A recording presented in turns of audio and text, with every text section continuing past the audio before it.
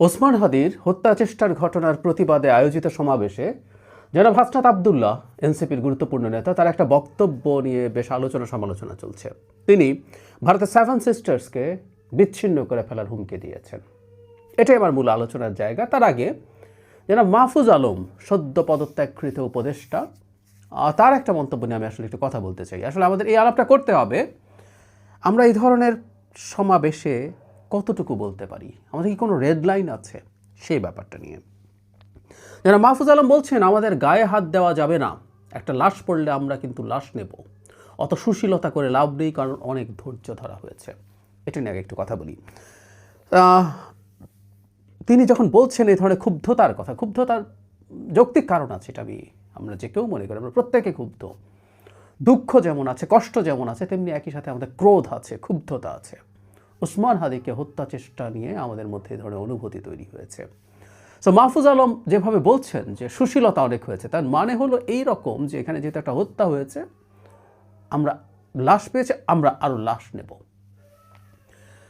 আমরা খেয়াল করবো এই ধরনের বক্তব্যকে খুব হালকা পলিটিক্যাল রেটরিক বলে উড়িয়ে দেওয়া উচিত হবে না, কোনোভাবেই উচিত হবে না। আমরা এর মধ্যেই খেয়াল করছি সমাজে একটা অস্থিরতা তৈরির চেষ্টা হচ্ছে, বিশেষ করে আওয়ামী লীগের বিরুদ্ধে। আমরা শেখ হাসিনার পতন এবং পালিয়ে যাওয়ার পর অনেকেই বলেছি, আমার প্রথম ভিডিও যেটা ছিল শেখ হাসিনা পালিয়ে যাওয়ার পর, প্রথম ভিডিওতে বলেছি যে আমাদের প্রথম এবং প্রধান কাজ হবে আওয়ামী লীগের ব্যক্তির ওপরে, তাদের কোনো প্রতিষ্ঠানের ওপরে, ঘরবাড়ির ওপরে কোনো রকমের অন্যায় হামলা যেন না হয়। আমরা আওয়ামী লীগের বিচার চেয়েছিলাম, বিচার চাই। কিন্তু যেটা হয়, এই ধরনের ঘটনা যখন ঘটবে, ওসমান হাদির উপরে হামলার মতো, আমাদের সেই পুরনো ক্ষোভ জেগে উঠবে, ক্রোধ জেগে উঠবে। এগুলো আমাদের ইনবর্ন ইনস্টিংক্ট, সাইকোলজি ভাষায় ইড বলে, এগুলো আমাদেরকে প্ররোচিত করে। এবং আমাদের ইডের মধ্যে আরেকটা আছে প্রতিশোধ পরায়ণতা, ভেঞ্জেন্স। আমরা চাই প্রতিশোধ নেব, এগুলো আমাদের মধ্যে আছে। কিন্তু এগুলো উস্কে দেওয়াটা কোনো কাজের কথা হতে পারে না।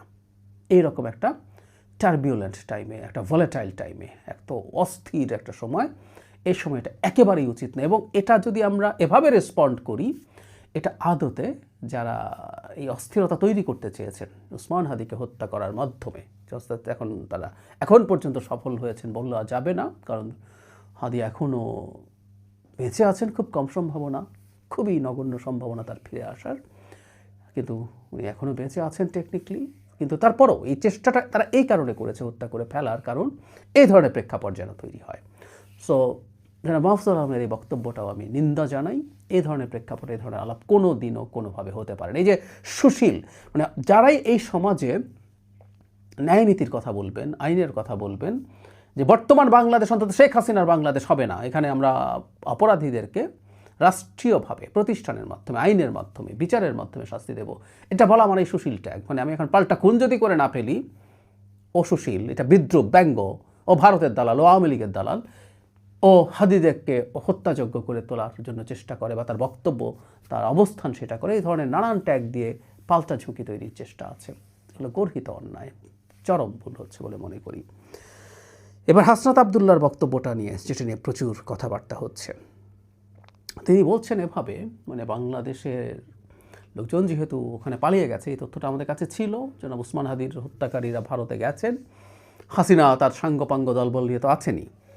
হাসনাত আবদুল্লাহ বলেন, আমি কোট করছি, বাংলাদেশে যারা বিশৃঙ্খলা সৃষ্টি করে, সন্ত্রাস চালায়, ভোট চুরি করে এবং হাদিকে হত্যা করেছে, তাদের আশ্রয় প্রশ্রয় পৃষ্ঠপোষকতা দিচ্ছে ভারত। এর পরের বাক্যটা, এটাই সেই বাক্য, দেশের পরিবেশ অস্থিতিশীল ও নির্বাচন বানচালের অপচেষ্টা চলছে।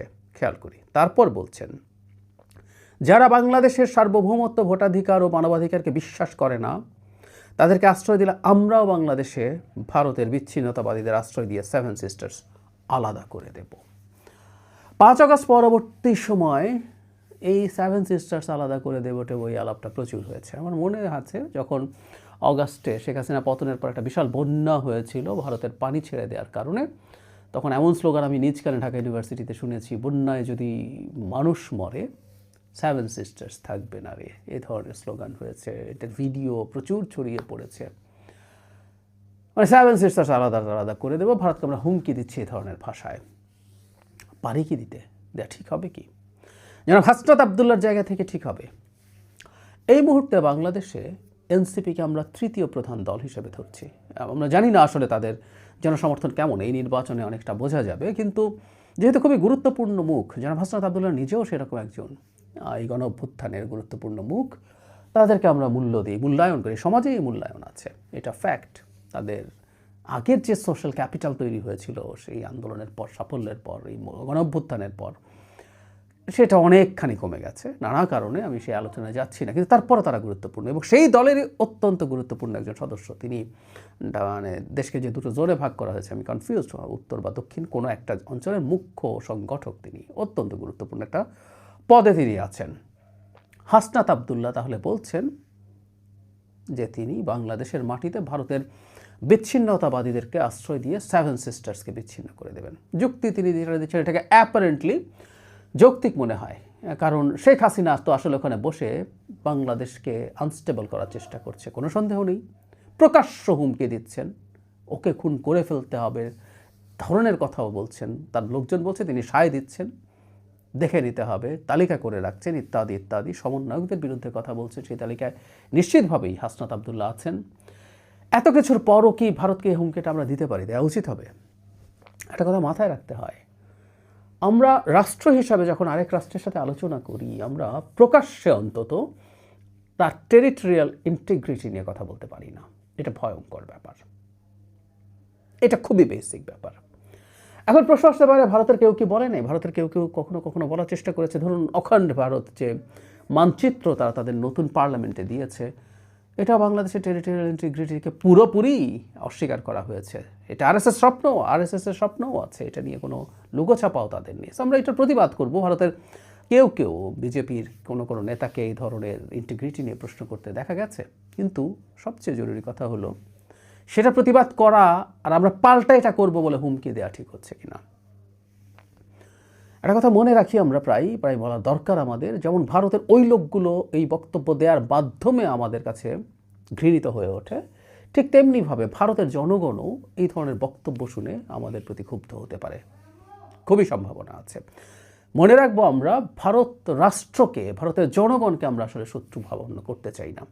সত্যি বলতে সরকারকেও চাই না। ভারতের সরকার তার আচরণের কারণে আমাদের শত্রুতে পরিণত হয়েছে, আমাদের রাগ, ক্রোধ এগুলো তো বটেই, ঘৃণাও অর্জন করেছে। কিন্তু আমরা চাই জনগণের সাথে আমাদের একটা সম্পর্ক তৈরি হোক, থাকুক, ওয়ার্কিং সম্পর্ক। আমি বলছি না অতি ক্লোজ সম্পর্ক, বন্ধুত্ব, এসব না, কিন্তু পরস্পরের সাথে আমরা যাতে কাজ করতে পারি, আমাদের পরস্পরের প্রয়োজনে যেতে পারি, আসতে পারি, ইন্টারাক্ট করতে পারি, এই ধরনের বক্তব্য জনগণের প্রতিও মধ্যেও ক্ষুব্ধতা তৈরি করতে পারে। এবং ভারতের সরকার বসে আছে, মিডিয়া বসে আছে, যেটাকে এখন গদি মিডিয়া বলে, এই বক্তব্যগুলো পিক করার জন্য, এবং তারা এগুলো স্প্রেড করে দেবেই। ডক্টর ইউনূস কোনো রকমভাবে সেভেন সিস্টার্সের ইন্টিগ্রিটি নিয়ে প্রশ্ন তোলেন নাই, তারপরও তারা প্রচুর জলঘোলা করেছিল। তিনি বলেছিলেন যে সেভেন সিস্টার্স আমাদের, অ্যাপারেন্টলি তারা ল্যান্ডলক, তারা আমাদের এখানকার পোর্ট তারা ব্যবহার করতে পারে, কিন্তু তারপর সেটাকে নিয়ে জলঘোলা করেছে এবং ভারত বসে আছে এই ধরনের কাজ করার জন্য। এবং একটা কথা মনে রাখতে হবে, বাংলাদেশের মাটি থেকে যত বেশি ভারতের বিচ্ছিন্নতা, ভারতের টেরিটোরিয়াল ইন্টিগ্রিটি, তার যে ভূমি সেটার কোনো রকম ভাগ হয়ে যাবে, সেটার কোনো অংশ আলাদা হয়ে যাবে, এই ন্যারেটিভ যদি বাংলাদেশের মাটিতে ক্রমাগত হতে থাকে, এই বয়ানটা ভারতের তার পারপাস সার্ভ করে। বাংলাদেশে ভারতের প্রতি একটা শত্রুভাবাপন্ন সরকার তৈরি হয়েছে। এই জিনিস যদি সে বিভিন্ন দিকে অ্যাস্টাবলিশ করতে পারে, বাংলাদেশের উপরে নানা রকম কোয়ার্সিভ স্টেপ, নানা রকম ক্ষতিকর পদক্ষেপ নেওয়ার মতো যৌক্তিকতা, মরাল গ্রাউন্ড সে তৈরি করতে পারবে তার দেশে এবং তার দেশের বাইরেও।